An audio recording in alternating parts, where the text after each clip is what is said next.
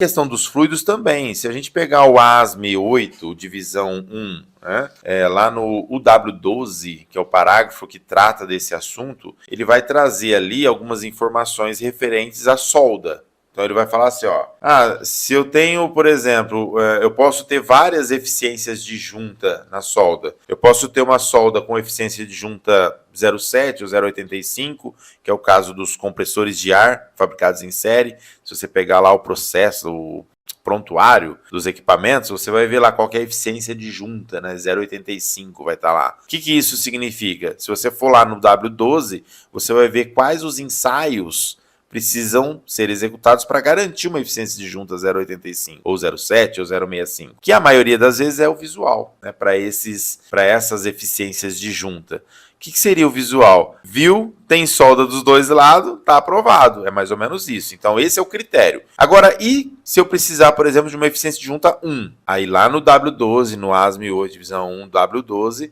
vai falar qual que é o critério. Aí lá está escrito radiografia ou phased array. Então imagina que eu vou fazer uma inspeção num vaso de pressão e, claro, se tem prontuário tudo certinho, eu vou lá avaliar. Se o prontuário está falando que a eficiência de junta 1 está aprovado, tá beleza.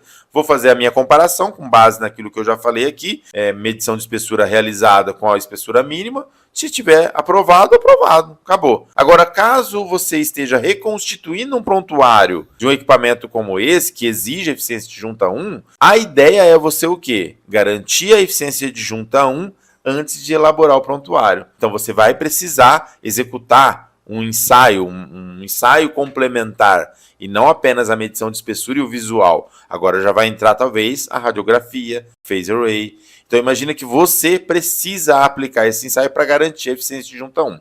Quais processos que exigem isso? Eu vou falar um aqui.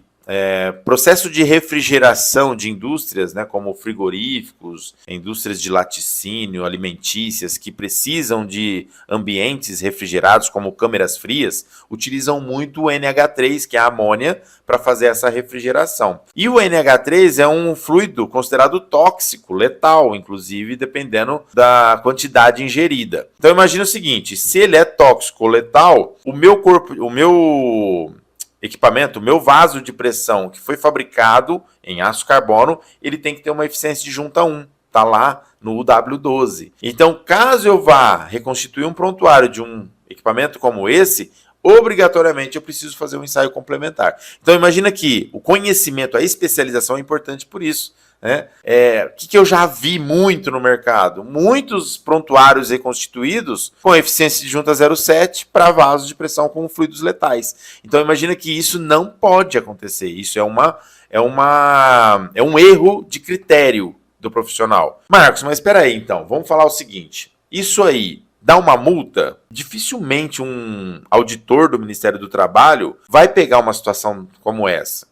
Nós fizemos uma auditoria recentemente, você lembra disso? E na auditoria nós pegamos muitos casos como esse. Tá, por que nós pegamos? Porque eu vou lá analisar, eu vou analisar com o meu conhecimento. Um profissional que é um auditor da Receita ou um auditor do Ministério do Trabalho, ele vai avaliar com o conhecimento dele, não com o meu. Então, provavelmente, ele não vai pegar uma situação como essa. Só que, por que tem que mudar? Por que o cliente que tem uma situação como essa, ele tem que corrigir? Porque se tiver um litígio, né, sei lá, teve uma explosão de um equipamento como esse, vazou produto, matou 2 pessoas, 3 pessoas dentro da fábrica. Se tiver uma situação como essa, e pode acontecer, isso não é algo que nunca pode acontecer, pode sim acontecer, não vai aquele fiscal lá, né, que não sabe. Eles vão contratar, o Ministério Público vai contratar ou vai chamar o melhor que eles têm para fazer o quê? Uma análise do que aconteceu, uma avaliação. E aí essa investigação vai ser muito mais profunda.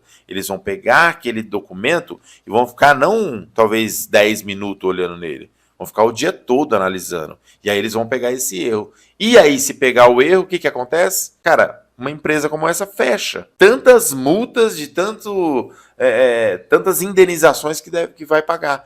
Agora você imagina, claro que a gente está falando aqui sobre dinheiro, custo, mas e a vida daquele profissional? E a vida dos 2 ou 3 pessoas que morreram ali por conta de uma falha de um profissional habilitado, que não avaliou corretamente aquela solda, né? Não avaliou corretamente a eficiência de junta do equipamento. Ah, mas pode ser que o cara não avaliou, mas ele está correto. Cara, beleza, ótimo, aí não vai acontecer nada. Mas e se acontecer? Tá ali o erro.